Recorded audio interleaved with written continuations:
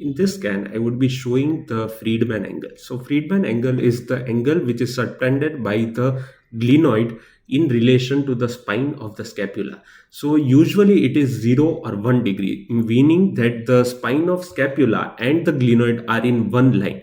When there is severe osteoarthritic changes, as we see in our case, there would be usually a posterior subluxation of the humeral head, which leads to the erosion of the glenoid. So the way that the angle of the glenoid becomes posteriorly oriented. This is what we call a retroverted glenoid. If the glenoid is anteriorly directing, we call it an introverted glenoid.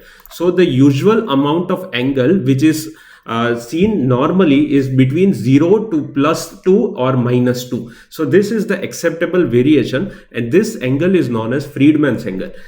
Friedman's angle is measured by drawing a perpendicular from the spine of the scapula or the scapular axis and measuring the angle which is found between the line which is joining the anterior and the posterior rim of the glenoid with the line which is perpendicular to the spine of scapula. So the angle here is 8 degrees and it is directed posteriorly, which suggests a retroverted glenoid. This is important for reverse shoulder arthroplasty. They would usually try and do a backing supported glenoid implant so that the angle of the neoglenoid that they are making becomes physiological or anatomical. Thank you.